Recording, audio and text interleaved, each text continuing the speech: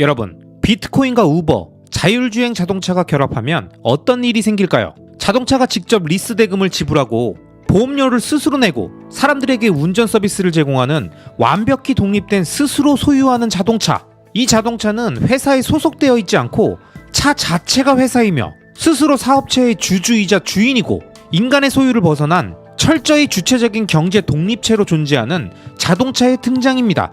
이 얘긴 저명한 비트코인 전문가인 안드레아스 안토노플로스의 2015년 강의 내용이자 그의 책 비트코인 그 시작과 미래에 나오는 내용입니다. 이처럼 기존 산업을 무너뜨릴 파괴적 혁신 기술들이 융합되면 지금껏 우리가 상상할 수 없었던 엄청난 변화들이 일어나게 되고 실제로 우리 삶의 모든 분야에서는 이러한 다양한 기술의 융합과 혁명이 지금 이 순간에도 끝없이 진행되고 있습니다. 그리고 앞서 언급한 비트코인과 우버, 자율주행 자동차의 조합은 한낱 몽상가들의 꿈같은 이야기가 아니라 실제로 시간차를 두고 다가올 우리 인류의 미래상이며 이러한 변화의 핵심에 비트코인의 화폐혁명과 테슬라가 이끄는 AI의 놀라운 발전을 통한 자율주행의 완성이 있는 거죠. 2019년 4월 일론 머스크가 투자자들에게 자율주행 시스템을 기반으로 한 로보택시 서비스를 2020년 런칭을 목표로 준비하고 있다고 발표하자 많은 언론과 투자자들이 관심을 가졌지만 4년이 지난 지금까지도 로보택시는커녕 자율주행도 아직 완성되지 않았습니다. 이런 일론의 언행을 보며 수많은 언론과 비평가들이 일론 타임이다, 사기꾼이다라며 놀리고 비아냥댔지만 그런 그 순간에도 2014년부터 테슬라에 투자한 성장주 장기 투자의 현인인 론바론 같은 사람들은 어떤 생각을 하고 있었을까요? 성장주 장기 투자는 단순히 기업의 현재 모습만 보면서 그 기업이 현재 판매하고 있는 제품과 서비스의 매출과 영업이익만을 따지는 게 아닙니다. 그 기업이 추구하는 장기적 로드맵을 이해하고 CEO나 창업자가 생각하는 미래 비전을 함께 볼 수 있어야만 10년, 20년 장기 투자를 진행할 수 있는 거죠. 2016년부터 애플에 투자해서 현재 자신의 회사인 버크셔 해서웨이의 보유 주식의 절반을 애플로 담고 있는 워렌 버핏이나 2014년부터 테슬라에 투자해서 현재 자신의 투자회사에서 운영하는 가장 큰 펀드인 바론 파트너스 펀드의 41%를 테슬라로 담고 있는 론바론 같은 사람은 단순히 현재의 기업 자체가 아니라 그 기업이 진화해 나갈 미래의 모습을 선명하게 그리며 투자를 진행하는 겁니다. 그리고 정확하게 여기서 테슬라를 완벽히 이해한 장기 투자자와 언론에서 나오는 이야기만 대충 듣고 파악하는 일반 대중의 시선이 확 갈립니다.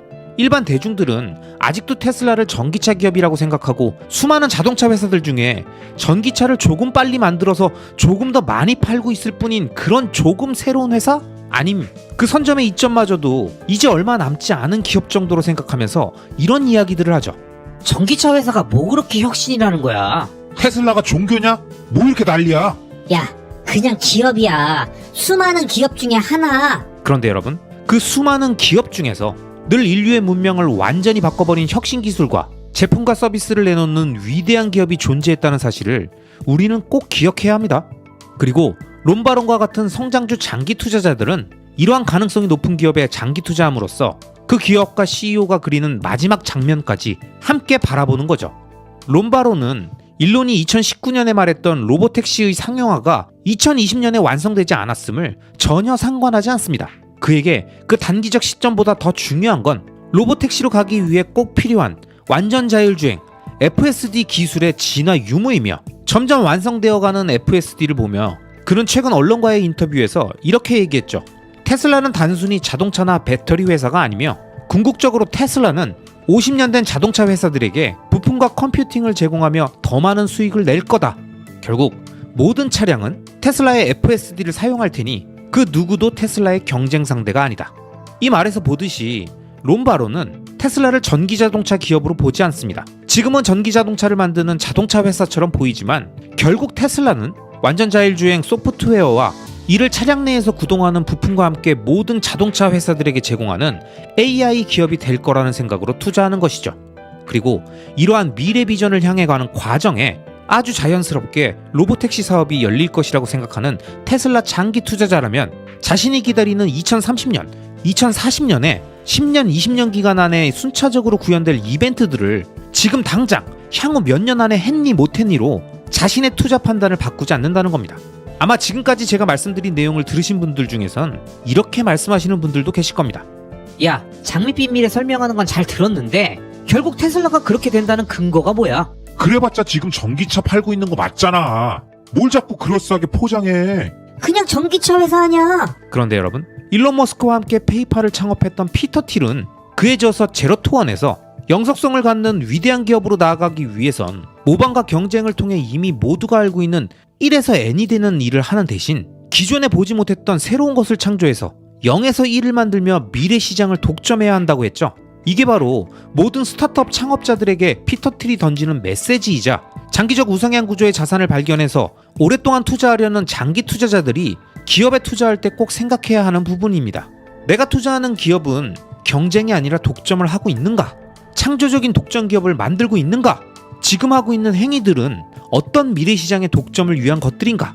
이 질문들을 통해서 성장주 장기 투자의 목표를 단순히 가격이나 기간이 아니라 그 기업의 로드맵상 어떤 목표까지 함께 할 것인가를 판단하는 거죠.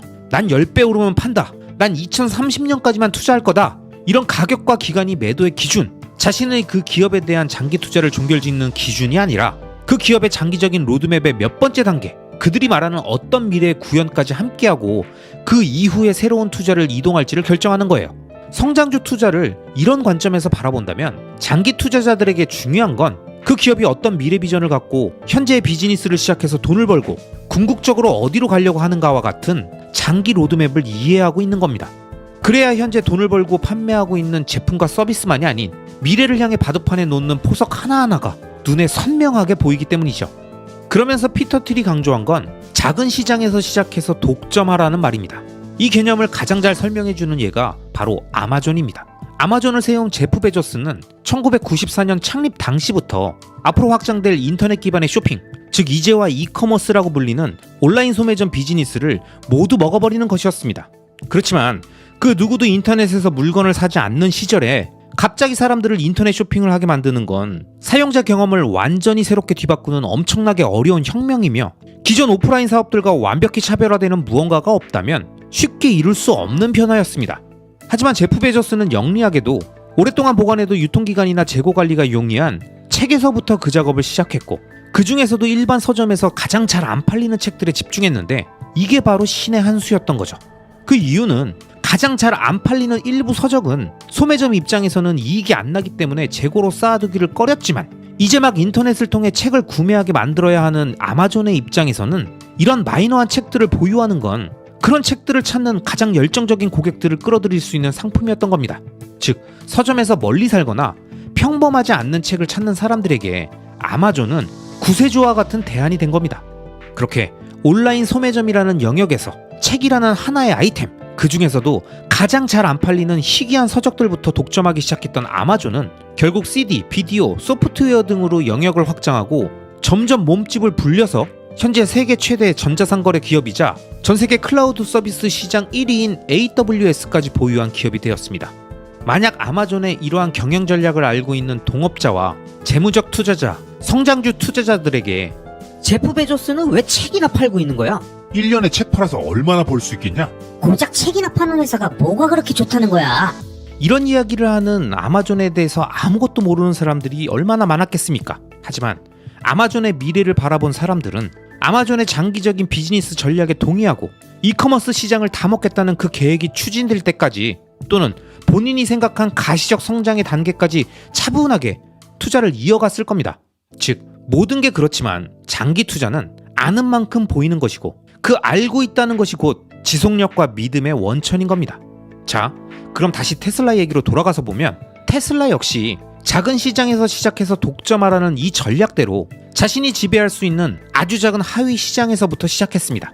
그게 바로 고가의 전기차 스포츠카 시장이었고 2008년 첫 로드스터가 생산 라인에 오른 이후 테슬라는 로드스터를 겨우 3,000대 정도밖에 팔지 못했지만 한 대에 10만 9천 달러짜리의 고가 차량이었기 때문에 이 수익과 함께 대중들에게 전기차라는 제품을 알리기 시작하면서 모델 S의 연구 개발에 착수할 수 있었고 그 이후 우리가 모두 아는 것처럼 모델 X, 3, Y로 이어지는 다양한 라인업을 확보하고 세미와 사이버 트럭의 출시, 더 나아가 보급형 전기차인 일명 모델 2까지 개발하고 있는 거죠. 그리고 이렇게 판매된 수많은 차량들을 통해서 완전 자율주행이 완성되기 위한 실제 도로주행 데이터가 계속 수집되고 학습되면서 현재 그 어떤 회사들도 감히 하지 못하고 있는 모빌리티에 특화되어 있는 AI를 강화하고 있는 겁니다. 자, 그럼 그 다음은 뭐겠습니까? 그렇게 운전 과정에서 생기는 다양한 사물과 생명체에 대한 인식과 그 다음 행동에 대한 예측까지 더해져서 스스로 학습하고 대응하는 모빌리티 AI가 완성되면 이걸 다양한 차량과 연결해서 영상 맨 처음 언급했던 AI가 스스로 운전 서비스를 제공하는 로보택시나 세탁, 쇼핑, 약국, 숙박 등의 각종 서비스를 모빌리티가 스스로 이동해서 사용자를 찾아가는, 지금은 우리가 전혀 상상할 수 없는 형태의 완전히 새로운 삶의 양식이 만들어지겠죠. 그리고 그 모든 서비스의 마지막 단계에서 모빌리티가 인간과 만나는 최종 접점, 일명 라스트 마일에는 무조건 로봇이 등장합니다. 도로 위를 자율주행으로 이동해서 서비스를 제공하는 주체가 사용자를 찾아가면 이 서비스의 마지막 단계에는 집 앞까지, 사무실 안까지 들어가서 사람을 만나고 서비스를 완료하는 그 과정에 수많은 미래학자들과 레거시 자동차 기업들이 제시하는 미래 비전에도 꼭 라스트 마일 로봇이 등장하는 건 무엇을 의미할까요? 그리고 테슬라가 현재 개발 중인 인간형 로봇인 옵티머스가 FSD와 동일한 AI를 탑재해서 다양한 인간의 행동들을 연습하고 있는 지금의 상황이 모두 우연이라고 생각하십니까?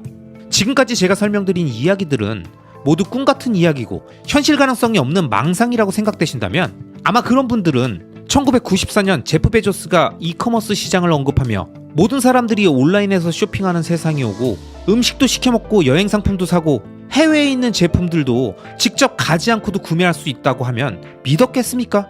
아마 말도 안 되는 망상이라고 했겠죠. 여러분, 투자는 이런 겁니다. 장기적 우상향 구조의 자산에 투자하는 것은 현재가 아닌 보이지 않는 미래를 상상하는 것이고, 그 미래의 가능성을 현재 일어나고 있는 기술의 발전과 진화, 그리고 그걸 이용해서 돈을 벌면서 자신들이 그리는 미래의 비전과 로드맵을 제시하는 기업들 중에서 가장 가능성이 높은 기업의 행보에 집중해서 그들이 그리는 큰 그림을 따라가며 그 장기적 추세에 투자하는 게 바로 성장주 장기 투자인 겁니다. 여러분, 성장주 장기 투자의 현인인 롬바론이 최근 한 인터뷰에서 했던 이야기처럼 테슬라는 다른 기업들과 경쟁하지 않습니다. 테슬라는 모방과 경쟁을 통해 1을 N으로 만드는 싸움을 하고 있는 회사가 아니라 0을 1로 만드는 창조적인 활동을 하는 기업이며 단순한 자동차 회사나 배터리 기업이 아닙니다.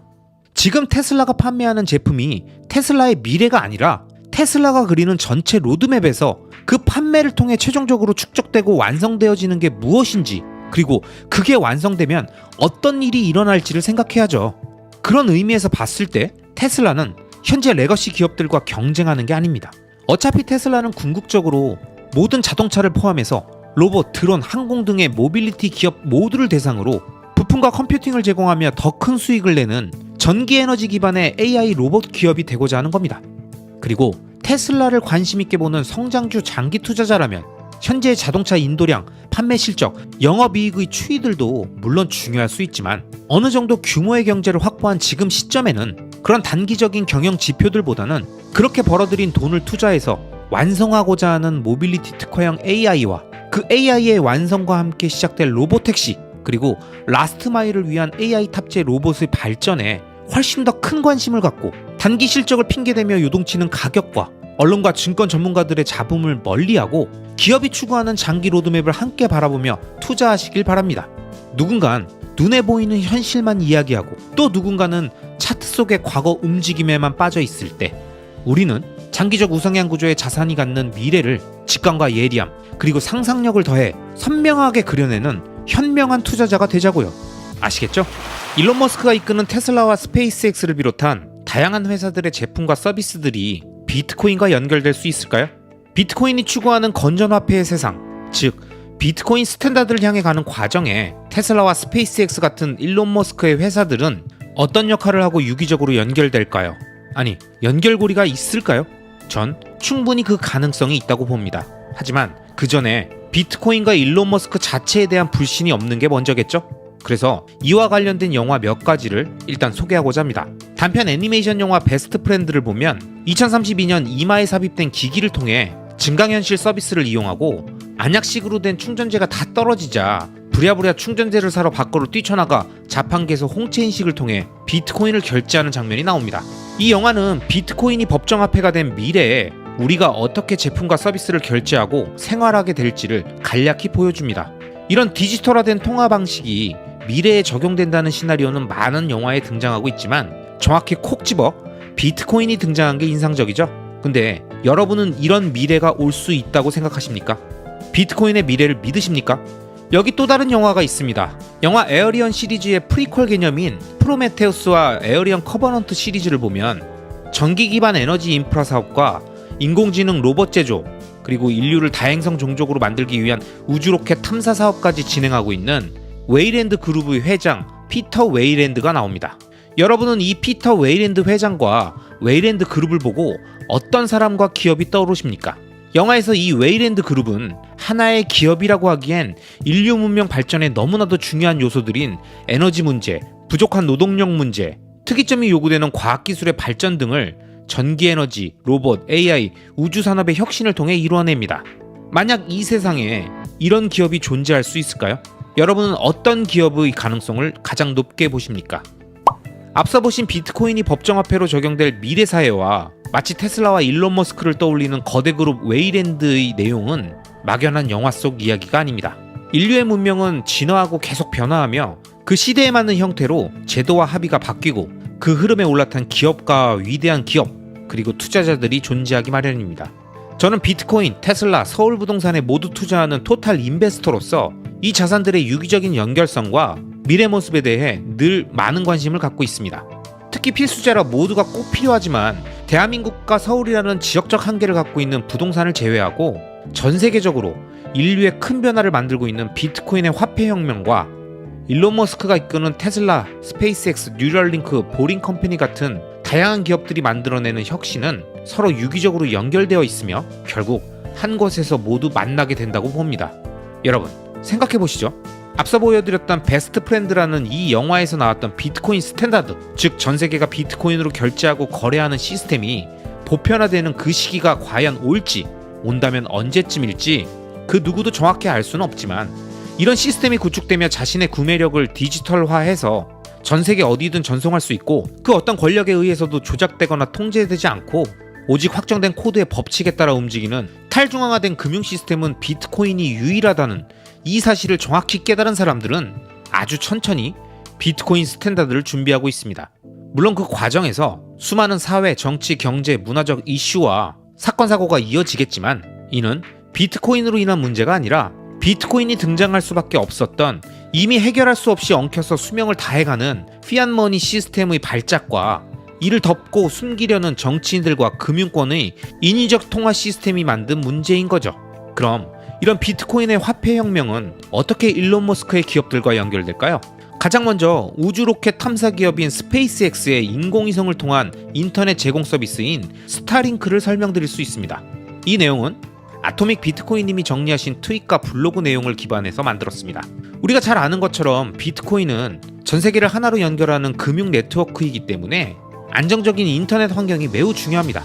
하지만 대부분의 국가들이 전국토에 촘촘한 인터넷망을 설치하기엔 너무 많은 비용이 들어가기 때문에 못하고 있죠. 그럼 그 비어있는 지역들이 다 비트코인 네트워크의 사각지역입니다. 근데 스타링크는 지구의 저궤도에 수많은 인공위성을 계속 띄워 전 세계 어디서나 인터넷 접속이 가능한 환경을 만들고 있습니다. 자, 그럼 뭐가 가능하겠습니까? 이 획기적인 인터넷망, 전쟁에 의해서도 파괴되지 않는 이 망을 통해 언제 어디서든 비트코인의 전송이 가능하다는 걸 우리가 러시아 우크라이나 전쟁을 통해서 확인하지 않았습니까? 이 놀라운 인터넷 인프라의 구축이 바로 일론 머스크의 스타링크 서비스를 통해서 가능해졌고, 이런 환경이 점점 더 많은 인공위성이 띄워지면서 속도까지 빨라지고 안정화되어 가겠죠? 2020년대 중반까지 1만 2천 대, 장기적으로 4만여 대까지 늘린다는 계획을 갖고 있으니 엄청난 인프라 구축인 겁니다.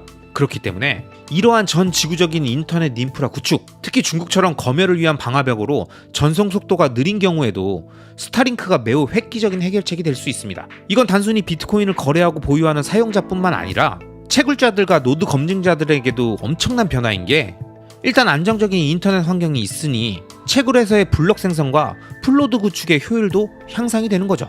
사라지지 않는 에너지원인 태양열을 인공위성이 받아서 채굴을 하고 노드까지 검증하는데 지구 저궤도에 떠있는 수천 수만 개의 인공위성을 사용하는 거니까 절대 사라지지 않고 없앨 수도 없으며, 완벽하게 탈중앙화된 화폐 시스템 구현을 위한 인프라 구축에 스타링크는 축복이라고 할 수 있는 거죠. 스타링크 입장에서도 위성들을 통한 노드 검증과 채굴이 진행되는 시스템이 구축된다면 단순한 인터넷망이 아닌 금융망으로서의 활용성까지 극대화할 수 있기 때문에 비트코인과 스타링크 모두에게 시간이 지날수록 엄청난 시너지가 발생할 것이라고 봅니다. 또한 일론 머스크가 꿈꾸는 전기에너지 기반의 미래 사회를 구축한다는 마스터 플랜 3의 내용과도 연결됩니다. 태양에너지를 ESS 저장 장치를 통해 저장하고 전기에너지로 판매하는 테슬라의 솔라시티 사업은 현재 공식적으로 비트코인을 언급하고 있지 않지만 개인들이 자신이 저장한 전기에너지를 거래한다는 컨셉에서 전기에너지의 거래 형태는 실제 전기를 보낸다는 의미 외에도 판매할 전기에너지만큼의 가치를 거래하는 방식으로도 더 쉽고 간편하게 관련 생태계 구축이 가능하기 때문에 비트코인을 통해 훨씬 더 간편하게 전기에너지를 금융에너지로 전환할 수 있는 거죠. 이건 합리적 추론이고 언젠가 분명 구체화될 거라고 봅니다. 그리고 또 중요한 게 스페이스X의 우주 탐사 사업입니다. 일론 머스크가 얘기하는 화성 이주 프로젝트에 대해 많은 사람들은 아직도 황당한 이야기를 하고 있다고 생각하겠지만 우주 탐사 분야는 오랜 기간의 암흑기를 끝내고 이제 다시 도약하는 신성장 산업 분야이고 이미 많은 기업과 국가들이 화성 탐사를 위해 달의 베이스 캠프를 만드는 프로젝트를 진행하고 있습니다. 늘 얘기하지만 내가 모른다고 세상이 멈추는 게 아니죠. 혁신은 늘 일어나고 특히 돈이 되는 영역에서는 아주 활발하게 일어나고 있는 겁니다. 자, 그럼 우주 탐사가 왜 돈이 될까요? 스페이스X가 만드는 변화는 과거보다 훨씬 싸게 많은 인력과 장비를 한 번에 우주로 보낼 수 있는 기술을 확보한 것이고 이게 완벽해지는 특이점을 지나면 아마 많은 기업들이 달을 비롯해 다양한 행성과 위성들에서 돈이 되는 것들을 찾겠죠. 인류가 몰랐던 새로운 물질이라던가 아니면 히토리움 아니면 금? 특히 금은 우리 인류의 문명 속에서 비트코인이 등장하기 전까지 건전화폐로서의 역할을 오랜 기간 수행해 왔었죠. 그 이유가 바로 사라지지 않고 나눌 수 있으며 채굴량이 비교적 예측 가능하고 한정적이라는 점이 핵심인데 이런 우주 탐사가 활발해진다면 과연 금의 그 속성이 앞으로도 유지될 수 있을까요? 저는 단기적으로는 몰라도 장기적으로 상당한 리스크가 있다고 봅니다. 과학적으로 금은 지구에서 만들어진 게 아니라고 하죠. 우주의 어디에선가 생성된 금이 46억 년 전 태양계 초창기 지구가 만들어질 때 마그마 상태의 지구로 흘러들어왔고 그것이 지하에 금맥을 형성했는데 광부의 손에 의해 채굴돼서 이 세상으로 나와 우리가 사용하고 보관하고 있는 게 금이라는 것인데 이제 우주 탐사가 본격화된다면 금의 공급량은 특정 시점에 급격히 많아질 수도 있겠죠? 실제로 지금도 지구 근처에서 철, 니켈, 코발트 등의 광물 자원이 많은 소행성을 찾는 연구가 계속 활발히 진행되고 있고 가능성 높은 소행성들을 발견해서 리스트업하고 광물을 채취하는 프로젝트를 장기적으로 진행하고 있습니다. 이런 관점에서도 스페이스X를 비롯한 우주 탐사가 활발해지면 질수록 비트코인만이 과거 금의 속성을 갖고 있는 유일한 건전화폐라는 인식도 더 커질 수 있겠죠. 그리고 더 먼 미래에 우주 개척 시대가 열리고 화성을 비롯한 다양한 행성에서 광물이 채취되고 식민지 및 베이스 캠프 건설이 진행되며 인류가 다행성으로 존재하는 상황이 전개되었을 때 그때 우리가 알고 있는 돈은 어떤 형태일까요? 어떻게 주고받을까요? 그리고 그건 뭘 기준으로 신뢰할 수 있을까요? 공간적으로 멀리 떨어져 있는 행성 간에 문명을 만들기 위해 자본과 인력을 투입하는 행위는 가치물의 안정적인 전달과 제공이 전제되어야 합니다. 그렇다면 미래의 돈은 무엇일까요? 그리고 그 돈을 이용해 문명을 만드는 선봉장엔 어떤 기업이 있을까요? 여러분은 어떤 화폐와 기업이 떠오르십니까? 저는 비트코인과 일론 머스크가 이끄는 다양한 기업과 사업들이 떠오릅니다. 그리고 일론 머스크와 비트코인과 일론 머스크는 시간이 지날수록 점점 더 강하게 연결될 겁니다. 이건 둘의 사이가 좋아서 너무 마음에 들어서가 아니라 그게 서로에게 이득이 될 테고 그렇기 때문에 시장의 생리대로 결국 흘러가게 되어 있다는 거죠. 전 제 생에 이 영상에서 언급한 많은 내용들의 실현을 보기 위해서 열심히 돈 벌고 비트코인 모으고 테슬라 주식 매집하면서 오래오래 살려고 운동하면서 건강 잘 챙기려고 하는데 여러분은 다들 어떻게 생각하십니까? 비트코인이 아직도 사기 같고 금방 없어질 것 같고 다들 정신 나간 코인쟁이들인 것 같죠? 일론 머스크도 믿음이 안 가고 맨날 도지코인 같은 쉬코인만 펌핑해서 한탕하는 사기꾼이라고 생각할 수도 있지만 조금 더 열린 마음으로 언론의 보도나 단편적인 사건들이 아닌 그 대상의 본질에 관심을 갖고 차분하게 그 가치를 알아가 보시면 어떨까요? 그럼 분명 그동안 보지 못했던 새로운 점, 새로운 가치를 발견하시게 될 겁니다. 인류의 긴 역사에서 화폐가 없던 시대의 인간은 시간을 사고 팔았습니다. 한마디로 시간이 실제 통화였던 거죠. 동전과 금속 화폐가 도입되기 전, 그러니까 정부가 화폐 제도를 통제하기 전에는 다른 사람이 가치 있게 생각하는 서비스를 제공하기 위해 인류는 시간을 교환했습니다. 왜냐? 만약 음식을 구할 방법이 없고 사냥을 제대로 하지도 못하는 사람이라면 스스로 생명을 유지할 수 없었기 때문에 자신의 시간을 이용해서 누군가에게 필요한 노동을 제공하고 그걸로 원하는 상품이나 다른 노동, 즉 원하는 서비스와 교환했고 그것을 다시 물물 교환의 형태로 다른 상품이나 서비스와 교환하면서 생존해 왔던 겁니다. 그러니까 사냥을 못한다면 대신 돌을 깎아 사람들에게 필요한 집기를 만들어서 주고 다른 사람들이 사냥한 음식을 나눠 먹었던 겁니다. 결국 공정한 교환을 통제할 수 있는 보편적인 통화 시스템이 없던 그 시절엔 시간이 유일한 화폐였던 겁니다. 여기서 우리가 기억해야 할 가장 중요한 개념이 나옵니다. 우리가 보통 유통화폐라고 부르는 통화의 본질이 사람들 사이에 지속적인 시간의 흐름이라는 겁니다. 이건 마치 자신이 가지고 있는 시간을 모두 소비하면 죽게 되는 설정의 영화 인타임 속 한 장면 같지만 사실 그 영화 속 설정이 실제 우리의 삶 그 자체인 거죠. 그리고 앞선 인트로에서 설명드린 내용은 제가 좋아하는 책 론 무어의 레버리지에 나온 내용입니다. 론 무어는 이 책을 통해서 레버리지의 개념을 다채롭게 설명하고 있는데요. 오늘은 이 책의 내용을 바탕으로 우리의 시간과 화폐 그리고 인류의 문명 발전을 살펴보고 왜 우리가 레버리지의 개념을 정확하게 이해하고 이 세상을 살아야 하는지를 설명해 보도록 하겠습니다. 앞서 말씀드렸듯이 우리가 사는 이 세상에서 인류가 만든 수많은 통화 시스템이 존재하기 전부터 인류에게 주어진 가장 근원적인 돈은 바로 시간입니다. 돈이 한 사람에게서 다른 사람에게로 흘러가듯이 시간도 자연스럽게 흘러갑니다. 그래서 우리는 더 많은 통화를 창출하면 더 많은 돈을 벌 수 있고 이렇게 세상의 모든 것이 화폐 형태의 시간의 흐름이라는 걸 빨리 깨달아야 하는 거죠. 하지만 이런 시간을 매체로 한 물물 교환 방식은 한계가 있었습니다.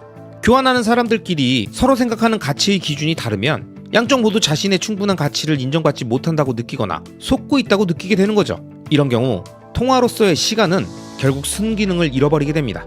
속고 있다고 느끼는 사람은 자신의 시간을 보상받기 위한 방법을 찾기 위해 다른 사람에게 자신의 경험을 이야기할 것이고 가치가 저평가된다고 느낀 사람은 더 이상 그 판매자에게는 자신의 시간을 지불하지 않을 테니까요. 결국 이런 현상들 때문에 화폐는 필연적으로 탄생할 수밖에 없었습니다. 그로부터 시간이 한참 흘러 증기기관의 발명으로 인류 문명의 폭발적인 성장을 만든 산업시대는 1760년경 영국에서 시작돼서 다른 나라로 퍼져나가면서 경제구조를 전복시켰습니다.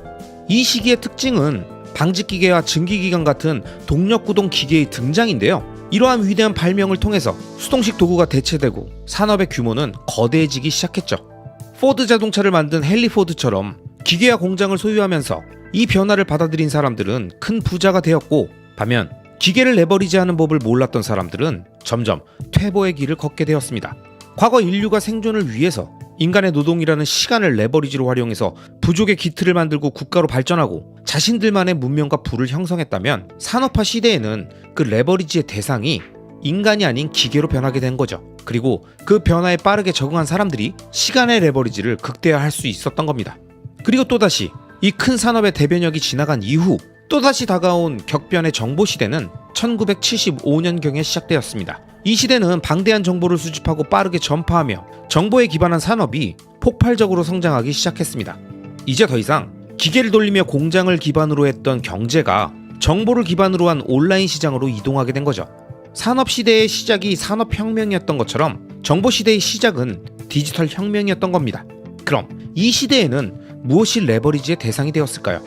일단 정보기술이 발전하면서 사람을 필요로 하는 업무는 빠르게 줄어들었고 산업화 시대에 기계에 의해서 대체됐던 노동자들처럼 이제는 정보와 기술에 의해서 대체되게 된 거죠.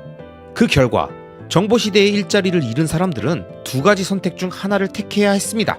첫째, 지식 근로자로 전환하거나 둘째, 낮은 임금을 받는 서비스 직종에 정착해야 했죠. 결국 많은 사람들이 후자를 선택하게 되면서 전 세계의 양극화가 더 심해지게 되었습니다. 그리고 이 변화가 놀라운 이유는 이런 정보시대가 불과 50년 전에 생겨났다는 겁니다. 산업시대는 정보시대가 시작되기 215년 전에 시작되었는데 정보시대는 50년 전에 시작됐고 엄청나게 빠른 속도로 진행되면서 그 영향을 지금 이 순간에도 수많은 사람들이 받으면서 살아가고 있다는 겁니다. 그러니까 이런 변화를 잘 수용한 사람들에게는 이런 격변이 긍정적인 영향을 미치지만 변화를 따라잡지 못한 사람들에게는 부정적인 결과가 점점 심해지고 있는 겁니다. 앞서 말씀드렸던 것처럼 지난 정보 시대의 가장 큰 특징은 정보가 이동하는 속도와 그 정보에 접근하고 소비하고 공유하는 속도입니다. 인류는 정보의 속도를 더 레버리지 할 수 있게 된 거죠. 몇 세기 전에는 정보의 속도가 말이 달리는 속도랑 동일했다면 그 다음엔 배의 속도와 같았고 다음에는 자동차, 그 다음에는 비행기의 속도만큼 빨리 이동할 수 있었습니다.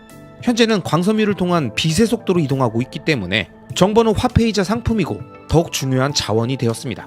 그리고 이제 원하는 건 뭐든 그게 언어든 음악이든 스포츠든 투자든 언제 어디서든 독학으로 배울 수 있고 유튜브, 블로그, X, 인스타그램을 통해서 자신이 원하는 단편적인 정보도 언제든지 확인할 수 있게 되었습니다.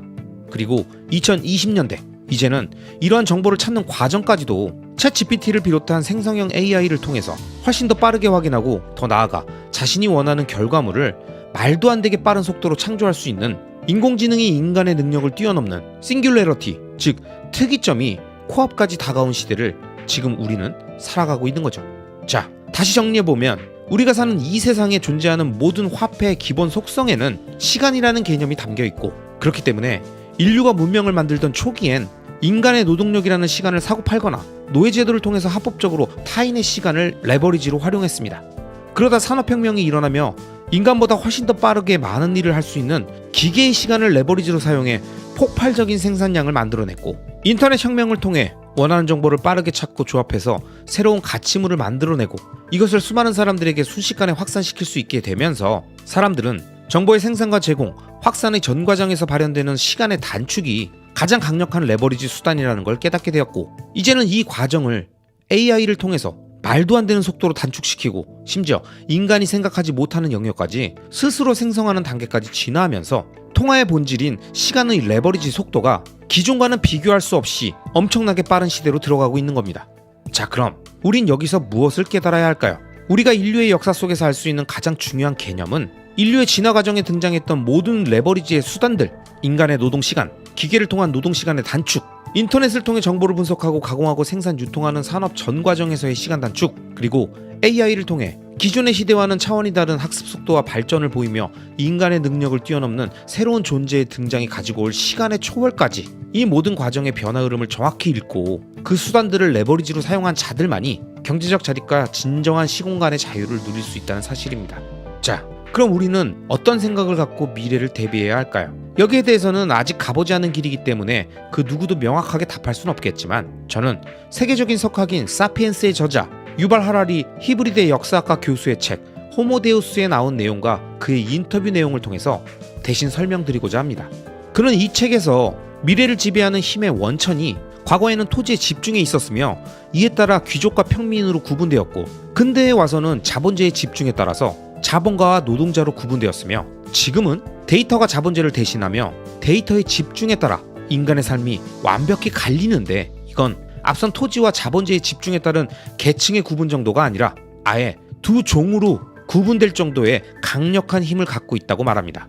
그러면서 데이터가 미래의 권력이며 데이터를 지배하는 국가와 기업과 개인이 경제적 정치적 이익을 누리고 나머지 대다수는 뒤처지게 될 수 있다는 거죠. 그럼 이런 관점에서 볼 때 미래를 준비하는 현명한 투자자라면 무엇을 해야 할까요?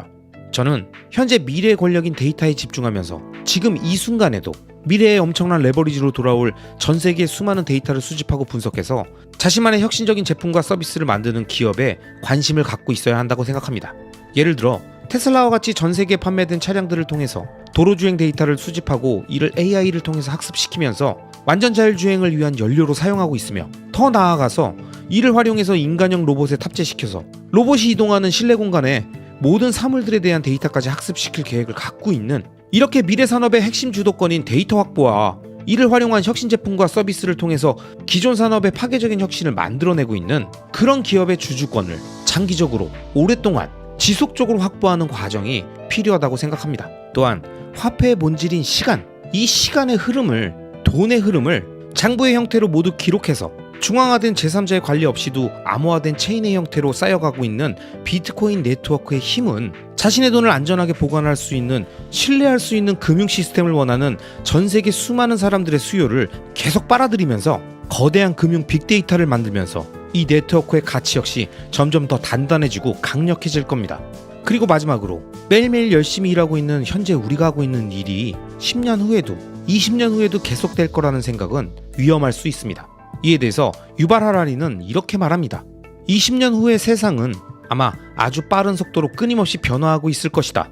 20년 후의 노동시장을 보면 아마 새로운 기술을 배우는 일을 평생 하고 또 해야 할 것이다.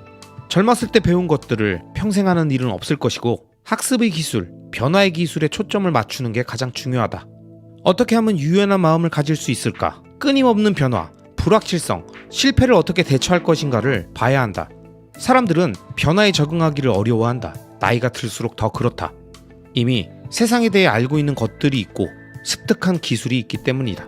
큰 변화가 일어나면 이미 알고 있는 것들을 내려놓아야만 한다. 내가 알던 것들, 할 줄 아는 것들이 점점 무의미해지면서 새로운 기술을 익혀야만 한다. 여러분, 이 말처럼 앞으로의 세상은 급속하게 발전하고 변모해가면서 지금까지 내가 학교에서 배우고 직장에서 쌓아온 한 가지 경력만으론 계속 경제활동을 지속할 수 있는 환경이 아닐 수 있습니다. 세상의 변화에 맞춰서 장기적 안목을 갖고 미래를 선도할 산업의 변화에 지속적으로 자신의 자본을 투자하는 것과 함께 자신의 가치와 능력을 시대의 흐름에 맞춰 레버리지할 수 있도록 지속적으로 자신의 시간과 에너지를 생산적인 활동에 투여해야 한다고 말씀드립니다.